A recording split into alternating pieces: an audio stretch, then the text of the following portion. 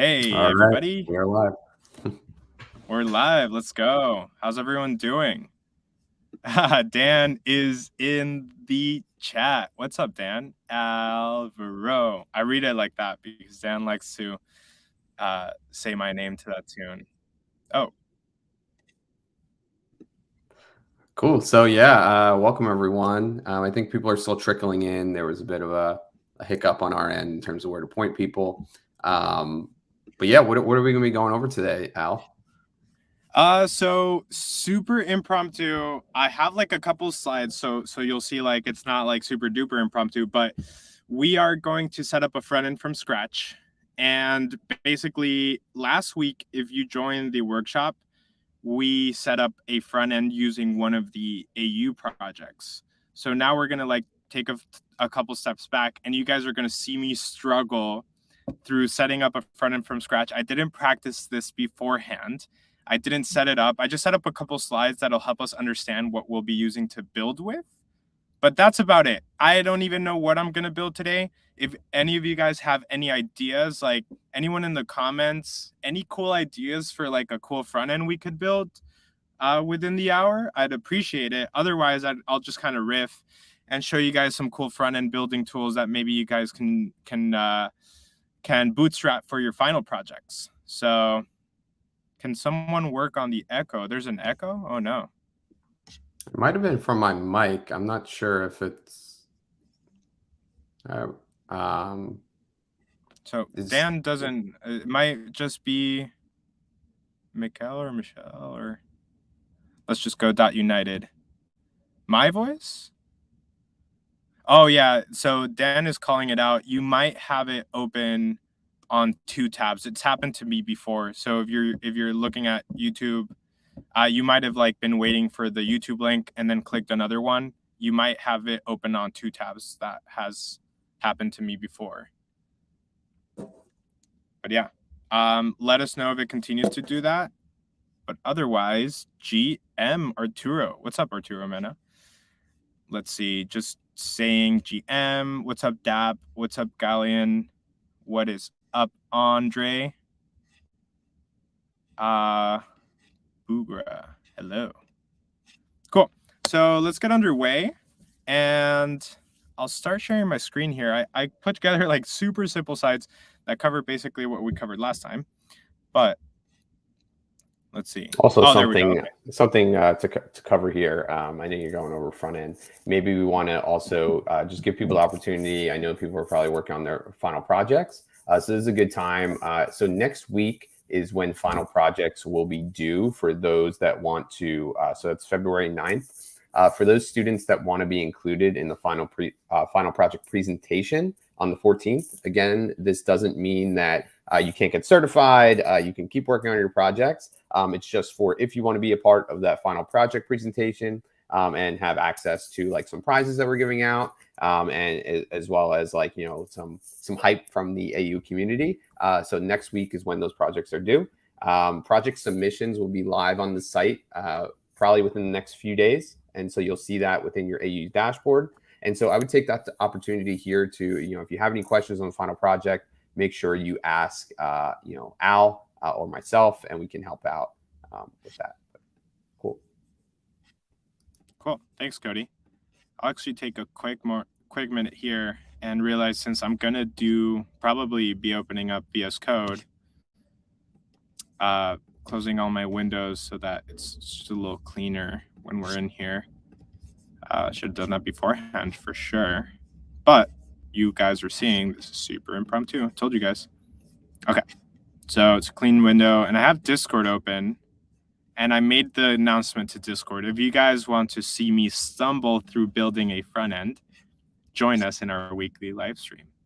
So I've actually, this is kind of on purpose a little bit. I was talking to some folks on Twitter a couple months back, and I just, you know, put a tweet like, hey, would anyone be interested in watching me build some React front ends? And a lot of people were interested. And a lot of people said, please build, but like without planning, so that we can see the errors that you get, because you guys will probably get those errors as well. So if anyone has any ideas for like a cool front end to build, If not, I'll just like go generic and show you guys some cool kind of good practices using Chakra UI. Chakra is the best. So cool. Let's get underway. What's up, Space Falcon? So, all right. Let me share my screen here. Also, make sure to, if you guys have any questions, comments, anytime, let me know. Let's go. Okay. Entire screen. Boom. It's the streaming inception. I'm always stuck here. So cool. I set up like this. This is 4 or 5 slides, but I'll refine it, and hopefully we do this like on a weekly basis, and we kind of just get better altogether. So, Alchemy University, cool graphics, cool logo. The agenda for today. We're going to set up a front end, and we're not even doing it Web3 specific or Alchemy specific, not just yet. If we have time at the end, we can always add like some cool Alchemy tools that will help our project kind of stand out more. But this is just like a generic, what is front end, set up a front end, and also I'll take the opportunity to, when people say front end, it used to be referred to like, when people say front end, they just mean when you're building an application, the front end facing part is like the website, right? Or the mobile app. So when you say, oh yeah, I am going to build a front end, that just means you're going to build the part of the application that actually faces the user. That's at the front. On the flip side of that, if you are a back-end developer, then you are building parts of the application that are on the backside. So front end is better described as like the shell of the car, or like the, if you're looking at a Tesla, the front end would be, the sleek kind of car design, the blueprint car design. And then the back end would be you working on the engine, stuff people don't see, but it's still necessary for like the overall application. In this case, the analogy is a car to function. All right, so let's do it. We're going to set up a front end. Quick question from the chat. They're wondering if they can follow along. Yes, 100%. So 100%, please follow along. I'll try to 100% please follow along, and then let me know if you get stuck on anything. By the end of it, you'll just probably be set up with like a very simple kind of front end running server. But yeah, please follow along, and you'll see I will like pull up a terminal. I'll let you guys know all the commands, all that good stuff. So if you can, please follow along, but also keep in mind this is being recorded. So don't stress out too much, and feel free to just, chill out, have a coffee as well. Your call. Cool. So today we'll set up a front end, and also, I added this image because the front end, a lot of people say like, oh yeah, I'm a front end developer. And then you say like, oh yeah, what do you do? And they're like, oh, well, I do React. Well, no, you do React, and that React code powers some front end facing part of the application, right? The part typically users interact with.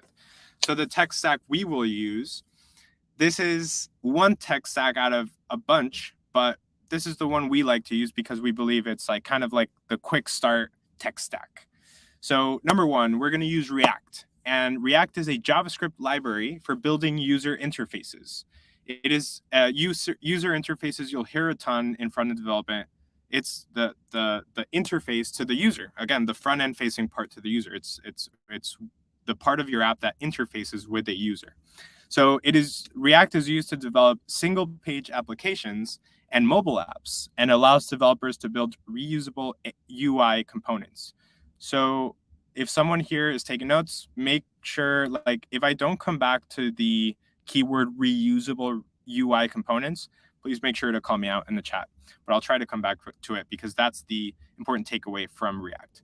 Number two, Vite.js is pronounced Vite.js. It's a JavaScript build tool and runtime for building fast and lightweight web applications. It focuses on fast development and low build size. And then number three, we'll be using Chakra UI, which is a library for React that provides a set of highly customizable and accessible UI components. So let's get started. Unfortunately, I can't. Something I dislike about StreamYard is I can't paste links. but we're going to get started in this getting started Vite link. It's just vite.js, vite.js.dev/guide. Let me take a quick drink. So while you guys type in that link, this is where we'll get started. You should be able to type them into the chat in StreamYard. Do you know how to access you're right. that? You're right. Yeah. Okay. And that should send to, I would just send to all destinations, just because we have, right now, in the future, everyone, we're going to be moving over to just the Alchemy YouTube. But for now, Alchemy University YouTube works just fine. Just a heads up. Cool. Thanks, Cody. Yeah. Okay. Good stuff. I don't know why last time I wasn't able to like chat with you guys and stuff, but oh, you know what it is? I can't, if you guys like give me a string to copy, I can't do that. So that's what I mean. But I can chat with you guys and send you links. Okay. Good stuff. Illuminating and Algenda. I love these name puns. Okay. Keep them coming. Cool. So this is where we'll get started, vite.js.dev/guide. And as you'll see, it just gives you a quick, overview. It's a build tool that aims to provide a faster and leaner development experience for modern web projects. And it consists of, I'll let you guys go down the rabbit hole, but the last time we explained it was when you're, when you hit a website like, I don't know, let's do Gorilla Etherscan, you type it into your browser, and your browser sends a request to a server over the internet, and that server routes that request to, to a server owned by Etherscan, and they send you back the files needed for you to see here, right? That server element it exists on the web, on the internet. So what Vite does is it gives you that same kind of infrastructure a little bit, but on your local. So you're actually able to develop and build and code, and Vite will act as that kind of relayer, the server serving your files to your application. And you'll see it kind of do that in just a moment. So what we're interested in here is this npm create Vite at latest. And again, this is totally unplanned. This is just what I remember from the last time I built with Vite. So we'll see where this takes us. So let's pull up a terminal, and you can just, you can spotlight search or terminal, and you'll open it. If you're on Windows, I believe it's called like shell or something like that, but terminal should be pretty universal. I'll zoom in so that this can be seen a little bit, and then I'll cd into the desktop. Cd means change directory, and that's a terminal command. So you typically want to cd into a folder that you are, where you want to create a new project. I like to create things in my desktop. As you guys, I was about to show you guys my desktop, but I'll spare you the monstrosity that is that desktop, because I save everything there. Anyway, I'm on desktop, and I'll make dir, which stands for make a directory or create a directory, and I'll call it, wacky front end. Going to be wacky because there's no plan to it. We're just kind of just setting up the rails for it. Make dir wacky front end, and then we'll do change directory into that wacky front end. So I'll run clear, which just kind of cleans up your terminal screen. You'll see boom, but it doesn't delete everything. You can still see the commands. Also, a neat terminal command that I recently learned, like literally 3-4 days ago, is history. If you're like, what command did I just do? Here's just some of my Git history that I've done, recently. Anyway, clear that. And if we do ls, I forget what ls stands for. What does ls stand for? Terminal. List. Okay, that makes sense. I'll never forget that now. I don't know. I've not known that for the longest time. So ls means list. And you're telling the terminal, hey, in the current directory that we're in, list its contents. And it has nothing because we just created it. So cool. Now we'll follow this like quick start scaffolding your first Vite project. And we're just going to copy this command. Make sure you don't copy. So like use this copy tool. Sometimes I do this, and notice like if you highlight the whole thing, it'll actually get that little $sign too. If you notice the terminal, oh, I guess it changed it to a percentage. Didn't it used to be a $sign? Someone let me know. But anyway, yeah, you don't want to copy that $sign. You just want to press this copy little button. That $sign indicates like to the users like this is supposed to go in a terminal, and just copy paste. Boom, npm create vite at latest, and it's going to say like, hey, you're going to install a couple of packages. Yes, just go yes, enter. Project name, let's do wacky AU workshop wacky, right? And then it's going to ask you to select a framework. We kind of highlighted at the beginning that we're going to use React. That's what AU uses in a bunch of the student projects as well. So we might as well buff up our skills there. So let's choose React and then JavaScript. But if you're a TypeScript user, respect, you can also choose that. And if you have a question on the difference of JavaScript and TypeScript, let me know in the comments, or maybe post it in the comments and someone else can answer it. Best way to learn something is to teach, right? So cool. Now, if you do list again, it'll show you that you've pulled down this like scaffolded project that you called AU Workshop Wacky. And then it says now run that. So let's do that. CD AU Workshop Wacky, npm install. So I covered this last time, and for the longest time, npm install is like, as you see, this is like the first step in most projects. When you're git cloning, when you're using a scaffolded project from documents like Vite.js guides, the first step is typically npm install. What the heck does that do? So let's open this up in VS Code. npm install is what you need to know without further rabbit holing into it, and you can, is npm install will say, okay, this project we pulled down has a file called package.json.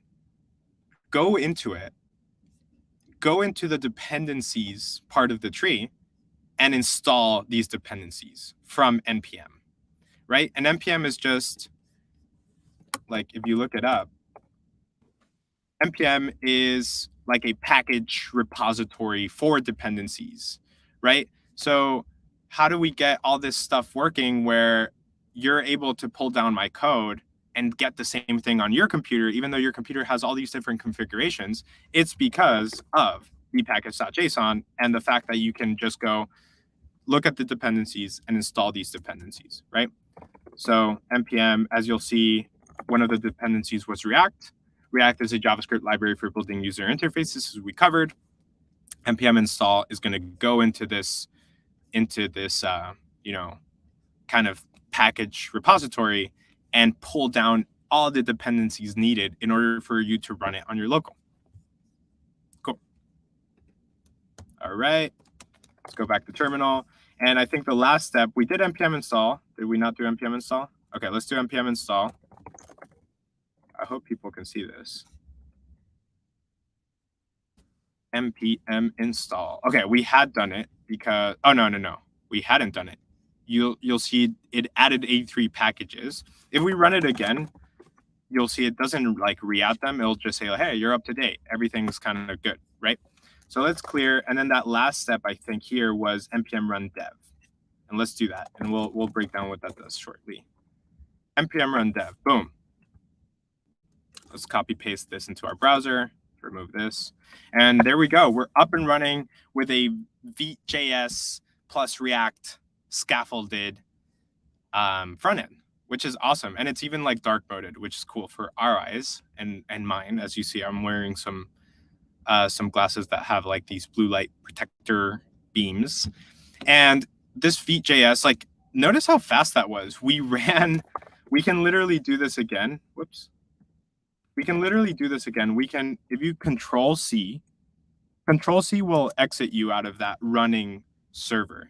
If we do this again, npm run dev, what npm run dev does is it says, all right, Vite, start up that local development server for me and start serving files to me, right? So that when I go to http 127.0.0.1:5173, which is typically like the local host kind of endpoint, when I visit that endpoint in my browser, that endpoint is going to make a call to the Vite local server And Vite's going to be like, oh yeah, I got you, because I actually have a bunch of files here. Let me serve you this app.jsx. Boom.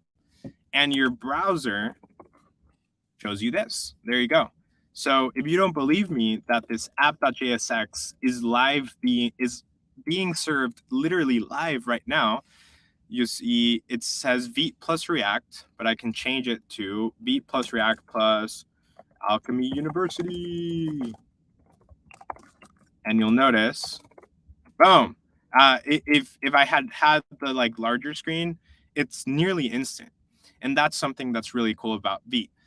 So if you've heard of other build systems, for example, create React app, which you usually kind of initialize via npx create React app, that one like is a little more sluggish. And those builds aren't as instant as fast. So these are things that we need to consider as front-end developers. Like, what is the most efficient system for me as a developer to build front-end facing applications? And Vite is one that is lightning fast, not just to make those types of changes, but also like the fact that we can start a server in less than like a second with like, boom, that was 201, what is it, milliseconds or megaseconds or megabyte seconds, whatever. It's milliseconds, but it's super quick. Anyway, we are up and running with a front end, and that's cool. So if you're thinking of building a final project, just go. And if you're thinking of building a final project and your skills reside more in the back end scripting, smart contract development side, just go to vitejs.dev/guide, follow this scaffold thing, scaffold section, and set up a front end, and you're already running. And you can see that you don't actually need to know like a huge amount of front end to like start making your own customization. So maybe your final project is like, my final project by, and I'll just do like a generic name, Ted Lasso. Right? My final project by Ted Lasso. And you'll notice the icons are above. Maybe we want that title to be at the top of the page. So this is an H1 title. We'll put this here. Here you go. So like you can start instantly playing around with some front end powers, which is really cool, in 1 second. So I'll take a breather there and check in with StreamYard. Let's see. That's like so far kind of so good, I hope. What's the difference between the next view? I believe they're all build systems. You'll have to Google it to get a better answer than from me. So I could jump in just real quick there. Vite is more of the it's helping you set up that build pack, right? Like Al explained. It's less of something that you can. It's less of like a structuring a front end like React is, where React gives you a framework for how you set up your components, how they all interact with each other. And how that's kind of displayed within your directory and how it's organized on your front end. And that's similar to what Vue and Next.js does. The difference between Next, Vue, and React, it's really just in like the way in which you structure those components. They each have different rules. Some of them are better for certain things. Like Next.js is really good for like, it is typically really good for like SEO. Like if you have a lot of like static content, what Next.js is really good at is letting you serve a lot of those assets on the server side. And so you'll have to kind of look into what I mean there. I'm not going to fully go into that. But each of those tools, you can use any of them. Like using one over the other is not necessarily, you're not going to like fall into this trap of being like, oh, I got to redo my entire application. It's just that some have some tools that some developers like and others have other tools. And, for us and our needs, at Alchemy University, we prefer React, and we like Vite for helping our build systems. So awesome. Thanks for the save, Cody. Yeah, for sure. Great explanation. And And yeah, again, there are tons of tech stacks that you can combine and mix. Some people like, other languages. For example, TypeScript was one of the options we could have used early, but we just went with JavaScript to make things a little easier on us. But yeah, there's a bunch of combos that you can use to power your front ends. This is just one that we like to recommend because it gets you up and going. It's fast. It's easy. You saw how easy it is. It's just one command, npm install, npm run dev, and that's it. You're up and running with a front end that is instantly linked to your code. So anyway, cool. I have a couple things that I want to run through, but if anyone has any ideas as to like this is a fully let me know what you guys want to see me building, and I'll try to build it within time. But yeah, let me know if anyone has like any ideas. Like, hey man, that logo is whack. Why don't you remove it or something? Or if you have inner questions like, oh, what would it entail to, do this or that? Yep. Do you think it would be interesting if, or maybe the chat could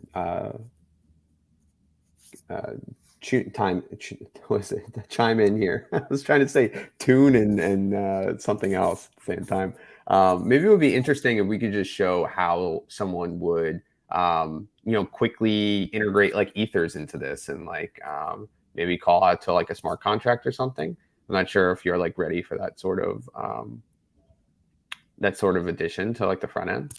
Yeah, I was hoping to leave something like that more towards the final part, but if that oh yeah, cool. Yeah, I wasn't.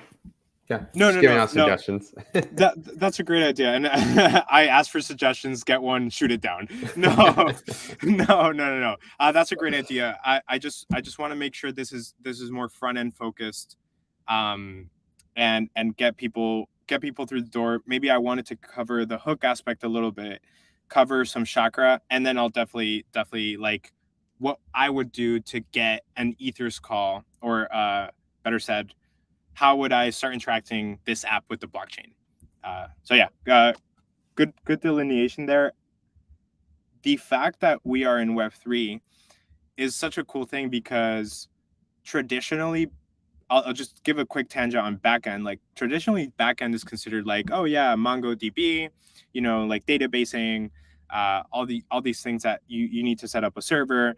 But for a lot of Web3 developers that, or at least for me and many like me that got their start in Web3, got their software engineering start in Web3, the backend has traditionally been just the Ethereum blockchain for us. So yeah, it's definitely a good thing to cover. And I might even jump to that because that will cover some interesting stuff. I just wanted to cover real quick the fact that it gives you this like live button. You'll notice it says count is 0, and you can actually press it, and you're like, oh, cool. Like count is, a bunch of things. So okay, wow. Now I'm getting like some interesting inspiration ideas. Let's try to do this. So this count, you'll notice if we look at the code, that button it says count, right? And this variable is what's called it's set up using the useState React hook. So what useState does is it allows you to very easily keep track of the state of a variable across your application, right? So this is how you declare it. It's kind of a funky declaration. If you wanted to set up another variable, like for example, I don't know, whatever, like name, like const name, set name is the practice, use state, and then what goes into here is the default value that you want to assign this variable. This is kind of akin to doing const name equals, default value. This is the use state, the React use state version of it. The cool thing is now that you have it here at the top level, you can use it all throughout your app. A cool thing is, for example, we have state, we have the count variable, and you'll notice here it says count is, that. If we go back to Google Chrome, it reloaded for us since we made changes, 1. And then you'll notice count is 9. If we reload, it'll reset the count to 0, right? Because on reload, it's saying, hey, give me that file again. and that file is initializing that count to 0. So this is like a good rabbit hole for you to start learning, how do I get state to be persistent across loads? So that's maybe a challenge that I'll ask you guys to take offline. But anyway, that's count. And I will cover chakra. Should I cover chakra super quick? Well, okay, let's do this. What if we like superpower and spin it and like, okay, but this is going to be like a superpower part because I want to see if we can get this in before the hour. So what we'll do is we've set up a front end, right? That's all good and fine, and that's cool. And we kind of learned what front end hooks are a little bit via using useState, and that's like a React version of, you know, keeping track of what value a variable has throughout your app. One quick note is I mentioned at the beginning in the slides, I mentioned this reusable UI components. I'll mention that real quick. The cool thing about React is you're actually able to do something like, say you want to, this like header component, right? Let's clean this like main file up. The app.jsx is the file that is served, right? Like, let's clean this up in a more like comprehensive project or a bigger project. You can imagine if we put everything here, that can be like so, you know, that can be clunky, that can be like messy. So let's do not a new folder, new file, and we'll call it like the header section.jsx, and we're going to do a functional components call it and call it the same as a header as the name of the file. And let's see, and there we go. So I think we'll need to return. Here we go. So we now have this header section that we extracted from that main app.js, and let's delete it from here. Boom, it's gone. So if we check back in with our project, it's like that header section that made our app look really nice is kind of gone. We're not serving it anymore because it's not part of the app.jsx. So, no, Vizsla? What is that? I'm working off one screen, so if the spotlight is kind of you know, weird, I'll definitely work off a second screen next time so I can actually drag stuff in and out. So anyway, we created that head section. Let's actually call it a header section, not a head section. And we've created a reusable component out of it. This is so cool. This is something that React allows you to do. So what we're going to do is now in the app.jsx, we're going to import that component into import header section from, let's see, from header section. We're going to input that whole component. And the reason that didn't come up, by the way, if you guys do that, the reason that didn't come up is I forgot to add an export default. Let's see, I'll just add it here at the beginning. So export default function. What that does is like React lingo for, hey, here's a functional component, it's called header section, and we're by default we're going to export it, which means we're going to make it available to other components within this same file system. So you'll notice hopefully VS Code will now be much, there you go, boom, import header section from /header section. And since we have it, now we can literally do header section, and our app just like, boom, it looks much cleaner. No, maybe it doesn't like it. Let's see. Okay, so cool. We ran into like a bug. It's not serving the app right, where it's not doing what we expected it to do. So one thing I will comment is in the StreamYard, Command plus Shift plus C is what my brain immediately serves up when I see this, like, no, it's not, it's being weird. So Command Shift C will pull up the developer tools, and we want to look at the console. And this is typically what will give us the hint to what is going on. Like, why are we erroring? So cool. It says uncaught reference error. React logo is not defined. I have an idea. Oh, also like, it'll tell you at header section and the file and the code line, the line of code that is making that error show up. So you'll notice when we extracted that header section that header section used like a logo.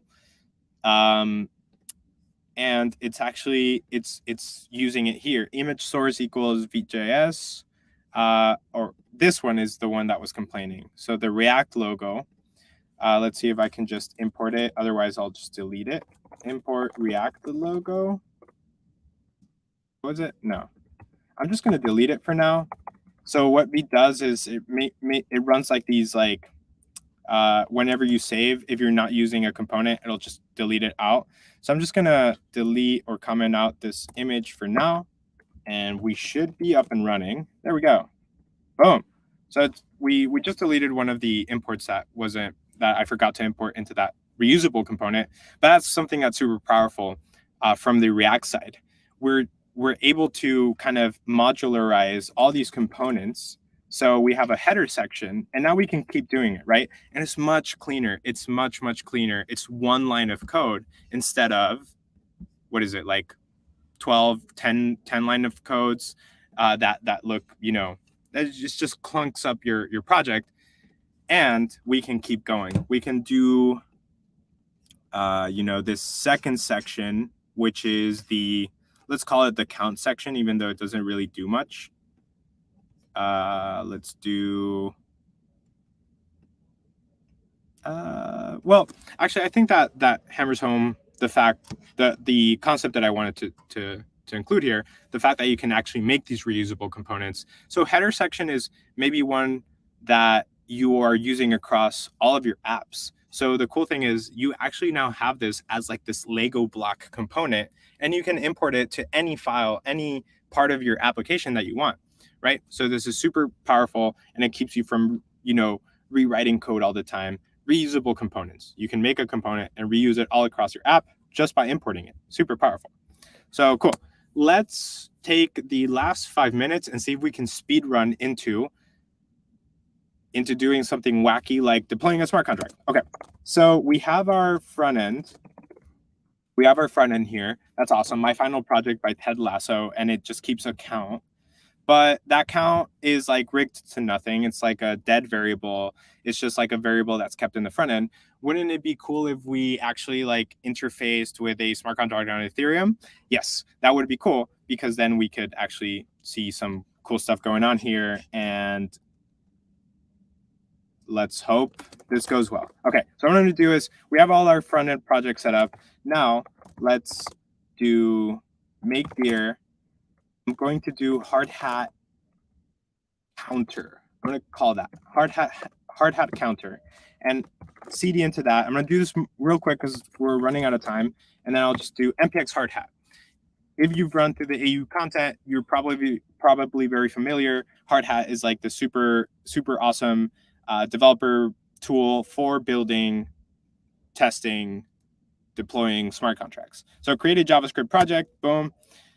Yes, I do want to add a git ignore, and I do want to install all the sample projects dependencies. While that does that, I know I'll need a alchemy.com API key, and then I'll need a private key to, no, I won't need a private key because I'm doing read only. That's great. Okay, so alchemy.com, and I'm going to use my test alchemy API key. So we talked about this last week. You never want to reveal your Alchemy API key, but I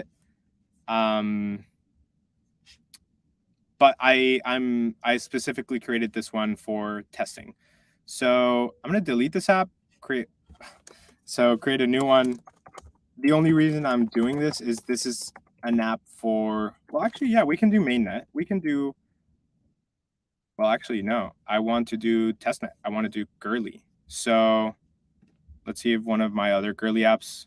Okay, I'm going to reveal the NFT Minter app API key. Okay, cool. So we have an API key. Let's go back to the terminal. We initiated a full hard hat project. We can see this by running code, and boom, we have a hard hat counter. So what I'm going to do is I have this like sample lock.sol, which is a smart contract that the sample hard hat project gives you. I'm going to delete all the junk, turn this into an MIT license. that's complaining, that's annoying, that's like something wrong with the hard hat local. Let's see, it requires 7.3 hard hat config, hard hat local. Let's do that again. Okay, there we go. So I can run through what I just did later, but it's nothing important. It's just something related to my local. I'm going to do a counter, and I'm going to do a smart contract that keeps track of a count, and then delete everything, and it's just going to have one function, increase count, public, and it's going to do count plus plus. So this contract's super minimal. All you can do, all its like purpose in life is to keep track of a count state variable, and then do a function, and it has a function that allows you to increase the count. That's it. That's about it. Anything else I should do? That's cool. No. Okay. And let's deploy this. So I would do deploy. Again, all of this like kind of garbage that hard hat includes, we don't need. What I do is I delete anything here that is not related to our uses, and then I change all of these variables. Let me change this lock.sol into a counter.sol. And the uppercase lock I'll replace with counters, counter, counter, counter. And then the lowercase locks I'll replace with counter. And then we don't need this deploy argument since our counter has no arguments in the constructor. Counter. And then counter. Contract deployed to counter. Okay. Oh, wait. So I do need a private key. Dang it. Anyone willing to offer a private key? Okay, so what I'll do is actually, instead of petitioning someone give me a private key, I'm going to stop sharing for 1 second, get a private key. I don't know why I don't think of these things. Get a private key. We have 10 minutes. I feel like we're doing fine for what we want to do. I fail. Hopefully we get there. Okay. So I'm going to get a private key from a account that has girly Ethereum. This is called the AU test account. Account details. Export private key. 1, 2, 3. Private key. Okay. So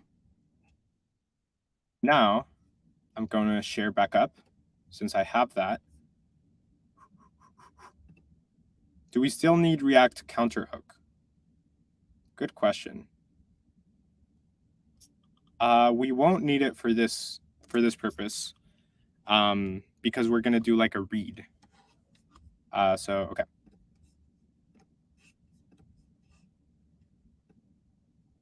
Cool. So back on, let's see, terminal, VS Code. All right, so we're in our hard hat project. What I'm going to do is create a new file called .env, and that's going to keep our variable safe. I'm just going to name this girly private key equals, and alchemy test private key equals, right? And this is a test account private key, and it's funded with very little ETH. But even then, I'm sorry guys, I'm going to start sharing again. But what I'm going to do is basically plug in the private key here, and then I can actually do this live here. Plug in the Alchemy API key that I acquired here. Let's see, Visual Studio Code. Boom. So we have that Alchemy test private key, and then we're going to need to plug in that private key. I'll go offline again real quick and plug it in. Just trying to follow good practice. Never show your private key ever to anyone ever except your own eyeballs. Okay. This is a sprint, guys. Okay. So back to streaming, present, share screen. Okay. VS Code. Dang it. I presented screen before plugging it in. Okay, there we go. So now it's plugged in. and Google Chrome, present screen, share screen. Okay, cool. Back to VS Code. We now have everything. We have a private key loaded up. We have an Alchemy API key. Let's deploy this shiznig to the Gurley test network. So let's do hardhat.config. What it's going to ask you to do here is, or what you should do here is, besides a solidity count, you want to do a networks flag. So you want to do networks like that and do URL and here require .env.config. One thing I want to remember is to actually install .env in the hardhat config. And we installed it. Cool. We're requiring here at the top level of the hardhat config, we're doing process.env.test. What is it? Alchemy test API key. Networks. This was actually meant to be Gurley. All right, and accounts. And we can do process.env. What was it? Gurley private key. So what .env does is it pulls down your sensitive variables from .env into here and allows you to use them. And now I can use them on a live demo without actually showing you the sensitive data behind those variables. One thing we also want to make sure of is in the .gitignore. Okay, .env is in there. I won't push the .env project up to a GitHub repo if I did do a push. So that's good. It won't include this file. It'll ignore it. Okay, so back to the terminal. But let's actually do it in the VS Code terminal. And we'll do npx hardhat run scripts and then the path to the deploy script, deploy.js, and then you'll do network early. Let's see if I set it up right. Let's do it. There's one or more errors. Expected a value of type string for the URL, process.env.alchemy test API key. It is a value of type string. Let's see. There's one or more errors. Networks, Gurley, URL, counts. I think we'll have just time to deploy it, and I'll leave the challenge of reading data from the counter. I'll upload the address shortly. Let's see. Expected a value of type string. Oh, that's my bad. Okay, so let's see if I can fix this without opening the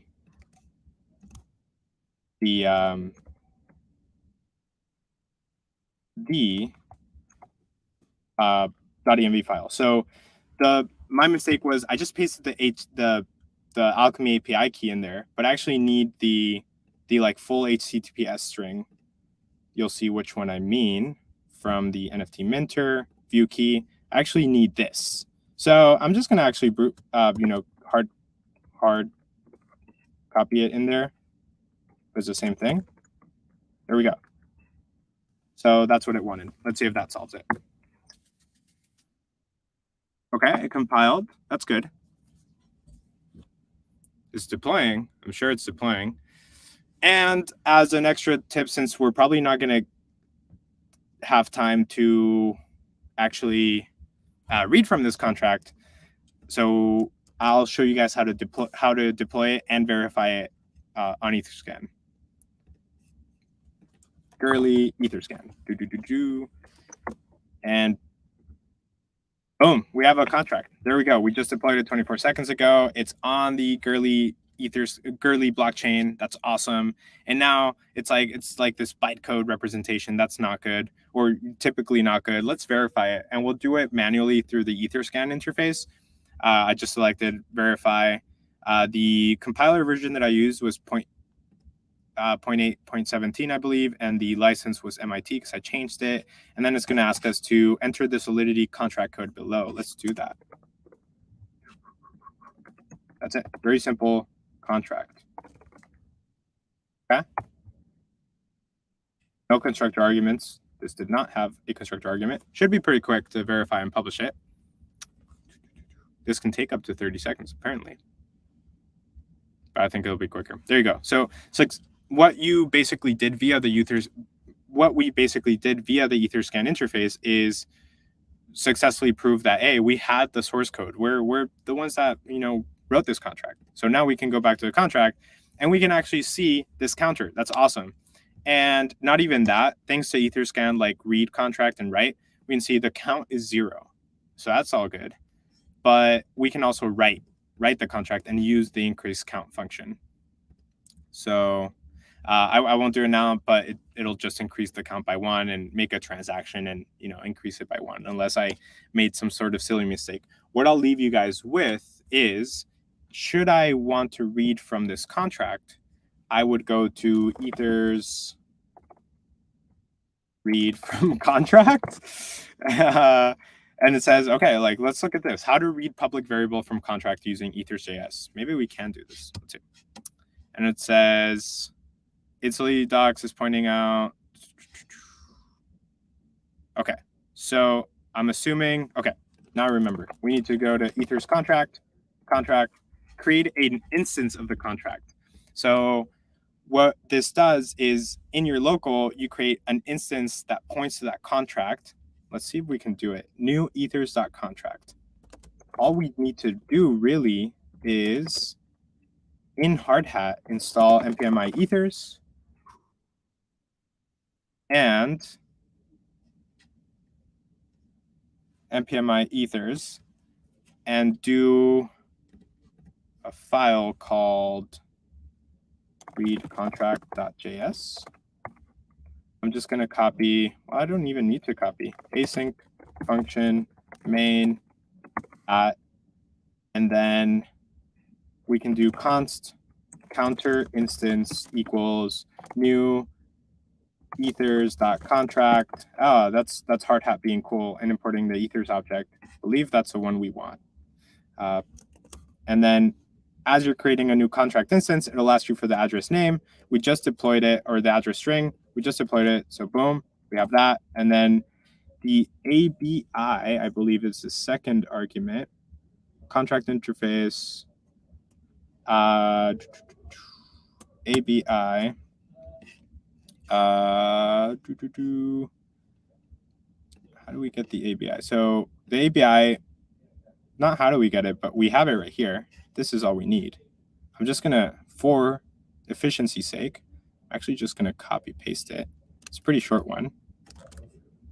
So, and bring it into this read contract. So const counter ABI, and I'll do that. And clean this up a little bit. There we go. So we have a counter ABI there. We'll pass it in here. Counter ABI. And then we need some sort of provider. I'm going to cheat and just do ethers provider. Just another important object that you should know. Provider, JSON RPC provider, since we have the string. And we're going to do a new ethers.providers.json RPC provider. And we're going to use the Alchemy endpoint, obviously. So we'll do Visual Studio Code const Alchemy provider equals new ethers.providers dot JSON RPC provider. And then we'll plug in the string from the Alchemy girly interface, Visual Studio Code. And boom, there we go. I believe that's all we need. Counter, what was it? Alchemy provider, not counter. Alchemy provider. There we go. We'll need to do a main here, so it actually calls it. And then let's do console.log counter instance dot count. All right, fingers crossed. And then I'll end the demo. So we covered a bunch of front end stuff, and then we just quickly went, here's how to do a Hardhat project and do a bunch of things, but it's all recorded. So, okay, I'll clear this and I'll do npx hardhat run scripts read contract.js -- network girly. That -- network is telling your project to go into your Hardhat config. look into that networks flag and use the girly properties. Let's do it. I think, okay. So it's giving us back a promise. It's all good. It's not giving us an error, but we should await this. This is an async await pattern. Basically, the way JSON RPC typically responds to these requests, the JSON RPC interface in the Alchemy node that we're querying is it just gives us back a promise because this is an asynchronous request. So we'll just do await, and await says, no, don't give us back the promise, give us back the value. So wait for that value to return and then give us that. So obviously at this point we should get 0. There we go, because the count is 0. Maybe we can do something cooler like use that counter instance increase count, I believe it was, right? Increase count. And then we'll do that. And then we should get a 1. Ah, no, it's not liking that. Let's see. Requires a signer. Ah, my bad. So I'll leave that as a challenge to you. How would you, we read, right? We successfully read using the counter instance ethers contract, object, but how do you write? And I'll leave that to you as a challenge. Anyway, we covered a bunch of stuff. We're on about time. I'll throw it back to StreamYard and see if we have any questions. I'll stop sharing screen. What's up? Al, that was really good. Super impressed with how scrappy you were right there. And completely not my intention to be like, hey, go build a hard hat project. I was just thinking to hook into like Alchemy SDK or Ethers and like read from a contract. So I think you helped out everyone here so much more. So I appreciate you going through that. That was super cool. Yeah, for sure. No, it was a great idea. I think just by the way, guys, like Ethers, I would normally use the Alchemy SDK, which uses Ethers. And the Alchemy SDK just superpowers you even more. But this is just a quick how to do it. Usually, if you want to build out a more sophisticated final project, you use a higher end tool or one that incorporates more stuff or gives you more power like the Alchemy SDK. But yeah, it says if our contract needed. So Amit asks, if our contract needed constructor arguments, how do we need to verify manually? So yeah, you guys saw in that interface, that Etherscan interface, what it asks you is, so say you deploy a contract that had one UN argument and it was 10. In that Etherscan interface, you would actually need to just plug in 10, right? That's the manual way. You can also do it programmatically. And if you want to do it programmatically, Google the hard hat Etherscan verify package, and that one lets you jumpstart. But also we cover it in AU week 5, how to verify a contract.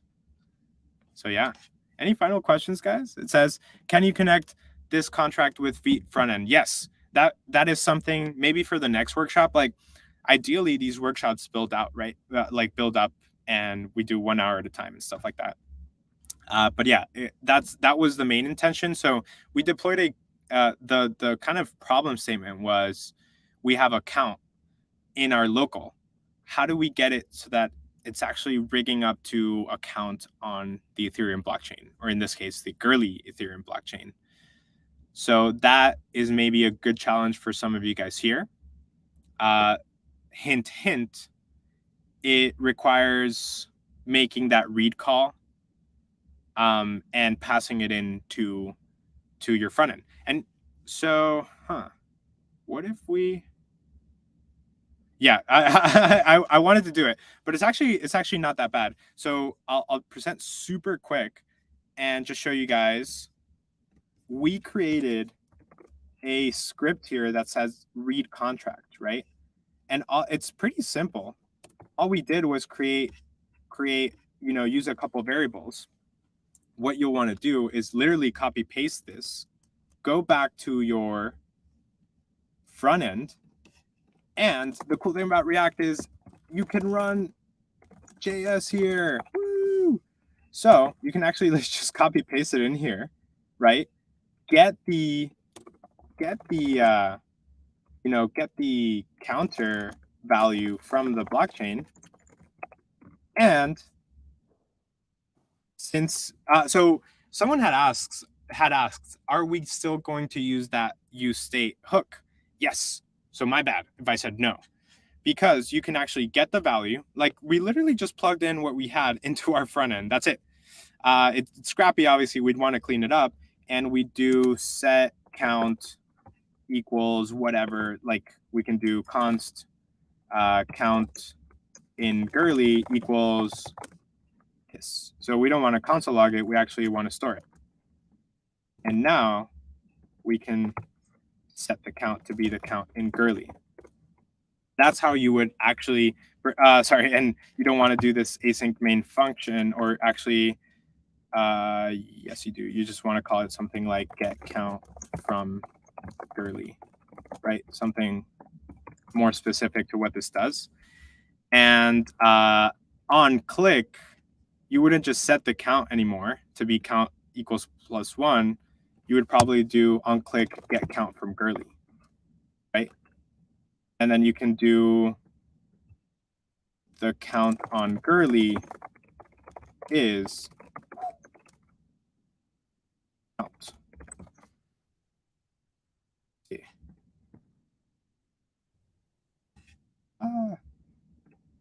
Oh no, it's just complaining. I anticipated it would do that.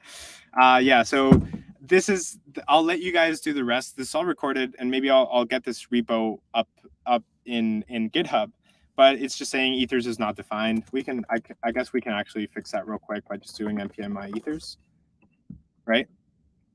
Then it's going to complain about another thing. Let's see, reference error, ethers is not defined, ethers is not defined. But yeah, that's what you would do. I'll let you guys work through the challenge a little more of actually making this read call. So I believe this actually would be, this is the way. So yeah, stop sharing here. Cool. Thanks, guys. We're a little over time. So if you guys have any questions at all, if you guys are running through this demo, shout out to any future people running through this demo as well. Let me know. Tag me in Discord and let me know if you run into any issues, or I hope this actually helps you with a final project. Maybe your final project is you are setting up this really cool front-end interface that reads from the Ethereum mainnet. And what could that read be? It could be any information, right? NFTs, ERC20 token balances. I hope in those cases you use the Alchemy enhanced APIs, but it can be anything. So where do we reach out to ask any questions? The Discord. You can tag me, you can tag any of the ambassadors, and tag Cody, Dan, Vito, all of the AU team, and we're very happy to help. Cool, guys. That's where I'll end the broadcast. I'll see you in the Discord. Good luck with final projects. Let us know how you do. Thanks, everybody.